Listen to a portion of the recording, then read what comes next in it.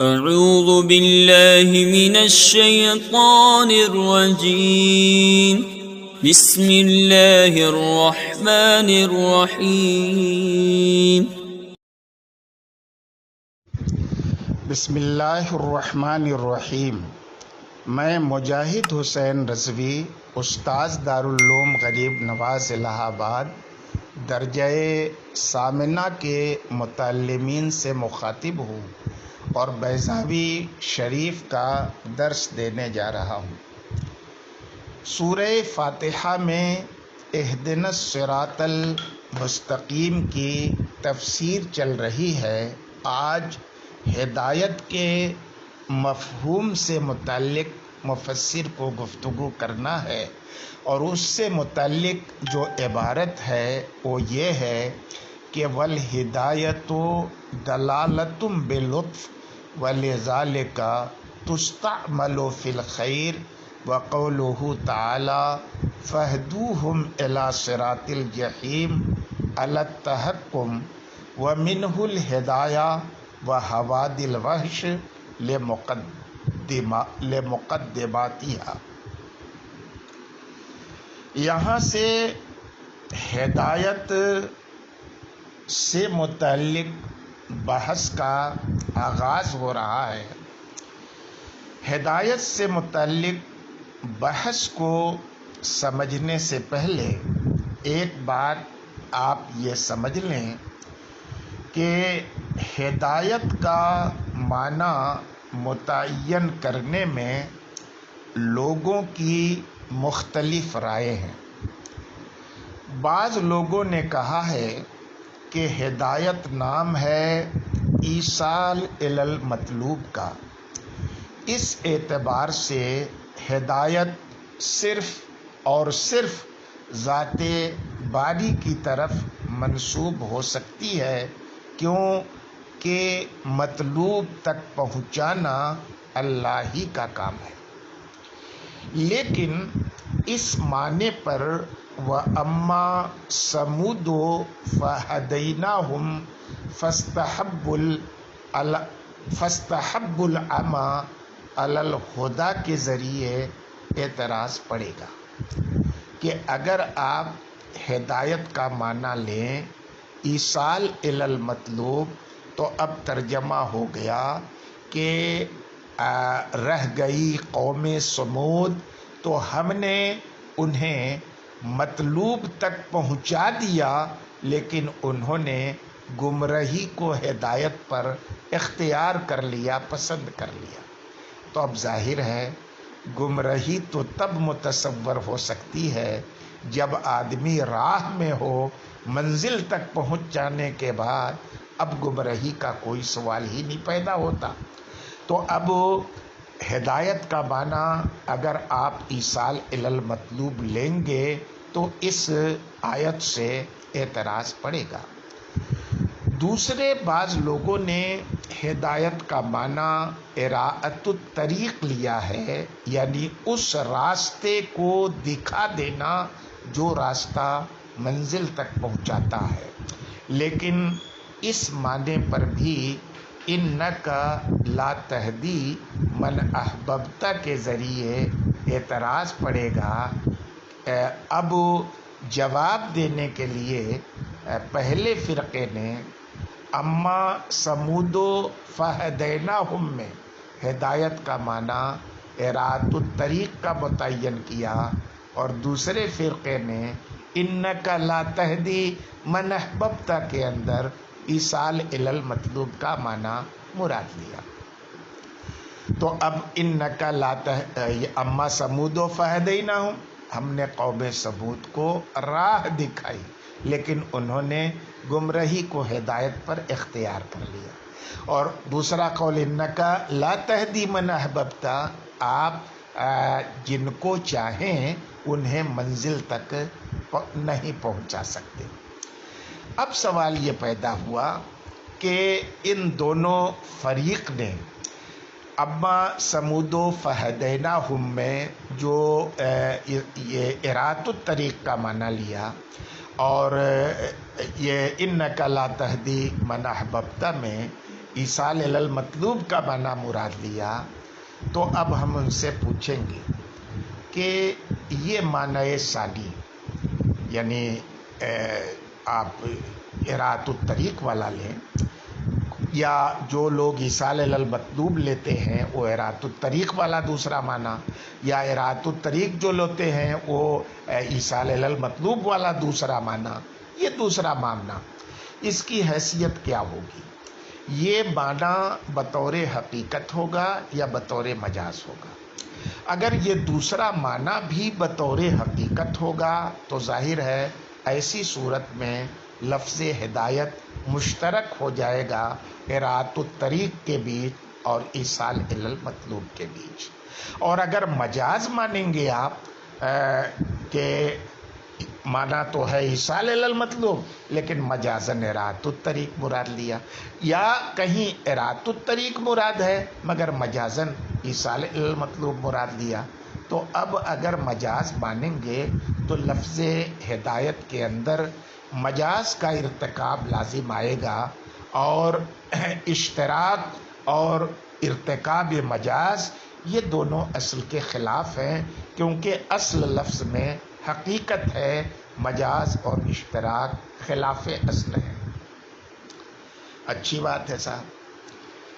اب ان دونوں فریق نے جو معنی بیان کیا ہدایت کا، تو بعض لوگوں نے ان دونوں قولوں میں محاکمہ فرمایا اس طور پر کہ اگر لفظ ہدایت اپنے مفعول ثانی کی طرف بلا واسطہ متعدی ہو تو ایصال الی المطلوب کا معنی ہوگا، اور اگر بواسطہ الی یا بواسطہ لام متعدی ہو تو اراۃ الطریق کا معنی ہوگا۔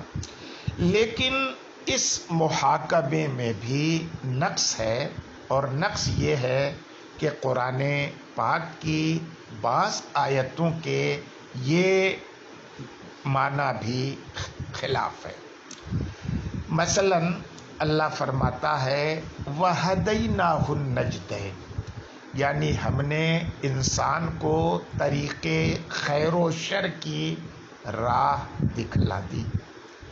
اب یہاں پر ہدایت اپنے دوسرے مفعول کی طرف براہ راست متعدی ہے، تو تیسرے فریق کے اصول کے مطابق اسے ایصال الی المطلوب کے معنی میں ہونا چاہیے تھا، مگر یہاں ایصال الی المطلوب کا معنی مراد نہیں، کیونکہ آگے چل کر اللہ فرماتا ہے فَلَقْتَحَمَ الْعَقَبَةَ، جس کے معنی یہ ہیں کہ ہدایت دینے کے بعد بھی انسان خیر کی گھاٹی میں اور اسلام کی گھاٹی میں داخل نہیں ہوا، تو دیکھو ہدایت کے بعد بھی خیر کی نفی فرما دی۔ اگر یہاں ایصال الی المطلوب کے معنی ہوں گے جیسا کہ آپ نے اصول میں بیان کیا ہے کہ براہ راست دوسرے مفعول کی طرف متعدی ہو تو ایصال الی المطلوب کا معنی مراد ہوگا، تو پھر خیر کی گھاٹی میں داخل نہ ہونے کا کیا مطلب ہوگا؟ تو معلوم ہوا کہ ایصال الی المطلوب کا معنی نہیں ہے، لہذا قاعدہ مذکورہ ٹوٹ گیا۔ پھر دوسری آیت ہے انک لا تہدی من احببت ولکن اللہ یہدی من یشاء الی صراط مستقیم۔ اس آیت میں جو دوسرا یہدی ہے وہ متعدی ہے بواسطہ الی، مگر ایصال الی المطلوب کا معنی مراد ہے، کیونکہ اللہ نے لاکنہ سے اپنے لیے وہ ہدایت خاص کی ہے جس خاص ہدایت کی حضور اکرم صلی اللہ علیہ وسلم سے نفی فرمائی ہے، اور یہ متفقہ فیصلہ ہے کہ ایصال الی المطلوب کی نفی سرکار سے کی گئی ہے، تو اب ظاہر ہے کہ یہاں پر اراۃ الطریق کا معنی مراد ہوگا۔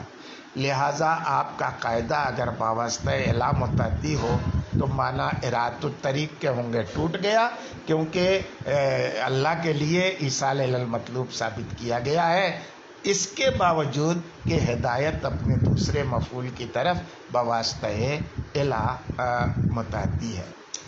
پھر یہ فرق جو ہوگا وہ محض استعمال کے اعتبار سے ہوگا کہ استعمال میں ایسا ہو تو یہ معنی، ویسا ہو تو یہ معنی، وضع کے اعتبار سے یہ فرق نہیں ہوگا، حالانکہ کسی شے کے معنی کا تعین یہ وضع کے اعتبار سے ہوتا ہے۔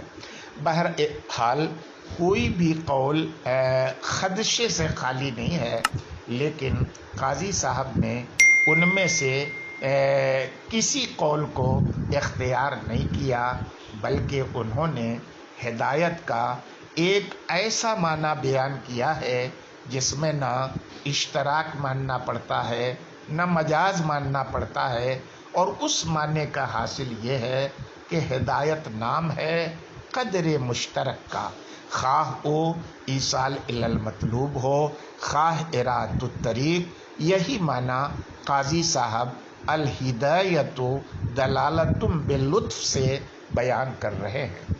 لطف کہتے ہیں خلق ما یقرب العبد الی الطاعت، اس چیز کا پیدا کر دینا جو بندے کو طاعت سے قریب کر دے بنا مجبور کیے ہوئے، یعنی ان چیزوں کا پیدا کر دینا جو بندے کو طاعت کے قریب کر دے بنا جبر کیے ہوئے۔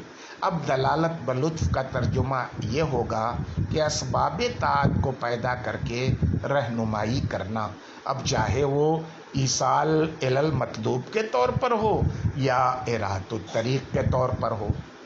اور چونکہ ہدایت کے اندر لطف کا مفہوم ملحوظ ہے، اسی وجہ سے ہدایت کا استعمال صرف خیر کے اندر ہوتا ہے، شر کے اندر نہیں ہوتا۔ لیکن اس پر ایک اعتراض پڑتا ہے قرآن کریم کی آیت سے کہ قرآن کریم کے اندر ہدایت کا استعمال شر کے اندر ہوا ہے، جیسے کفار کے لیے اللہ رب العزت نے قرآن کریم میں ارشاد فرمایا ہے فَاهْدُوهُمْ إِلَىٰ صِرَاطِ الْجَحِيمِ، جہنم کے راہ کی ان کو رہنمائی کر دو۔ ظاہر ہے جہنم کی راہ یہ خیر کی راہ نہیں ہے، یہ شر کی راہ ہے نا۔ تو اب یہ اس کا جواب یہ دیا ہے مفسر نے کہ اس کلام کی بنیاد جو ہے تحکم اور استہزاء پر ہے۔ تحکم کہتے ہیں احد الضدین کو اخیر کے معنی میں استعمال کرنا، جیسے کوئی بہت بڑا بخیل ہو اس کو آپ سخی کہیں تو اس کا مطلب آپ کا مقصود استہزاء ہے۔ اسی طرح سے کوئی بہت بڑا جاہل ہو آپ اس کو بولیں علامہ تو یہ بطور استہزاء ہے۔ بعض لوگوں نے یہ جواب بھی دیا ہے کہ یہاں ہدایت کا معنی تقدیم ہے تو اب فہدوہم الی صراط الجحیم کا معنی قدموہم الیہ کے ہوں گے، یعنی جہنم کی طرف ان کو بڑھاؤ۔ بات ختم ہو گئی۔ کہتے ہیں اسی ہدایت سے ہدیہ بھی بنا ہے اور اسی ہدایت سے حوادل وحش بھی بنا ہے۔ ہدیہ بھی ہدایت ہی سے ماخوذ ہے، اور ہدیہ کے اندر دلالت کے معنی اس طور پر پائے جائیں گے کہ ہدیہ یہ محبت کی دلیل ہوتی ہے، اور حوادل وحش ان جانوروں کو کہتے ہیں جو وحشی ریوڑوں کے آگے آگے ہوتے ہیں اور ان کے سربراہ ہوتے ہیں، اور ان کے اندر بھی دلالت کا معنی اس طور پر پایا جاتا ہے کہ وہ بھی رہنما ہوتے ہیں اپنے پیچھے والے جانوروں کے۔ چونکہ ہدایت کے معنی میں لطف کا معنی ملحوظ تھا، اور لطف کے معنی آتے ہیں خلق ما یقرب العبد الی الطاعت، اس چیز کا پیدا کرنا جو بندے کو اطاعت سے قریب کر دے۔ اس میں معتزلہ اور اشاعرہ کا اختلاف ہے کہ یہ پیدا کرنا یعنی ان چیزوں کا جو بندے کو خیر کے قریب کر دے، یہ کیا ہے اللہ پر؟ تو ابو معتزلہ کا کہنا ہے کہ اسباب طاعت اور اصلح للعباد کا پیدا کرنا اور بھیجنا بندے کی طرف، یہ اللہ پر واجب ہے۔ لیکن اشاعرہ کا کہنا ہے کہ اللہ پر کچھ بھی واجب نہیں ہے، بلکہ اللہ اگر اصلح للعباد بندے کی طرف بھیجتا ہے اور وہ چیزیں پیدا کرتا ہے جو اسے طاعت سے قریب کر دیں، تو یہ اللہ رب العزت کی طرف سے محض اس کا فضل ہے، اس کا احسان ہے، اس پر کوئی چیز واجب نہیں ہے۔ آج کے سبق میں اتنا ہی، باقی انشاءاللہ کل ہم پڑھائیں گے۔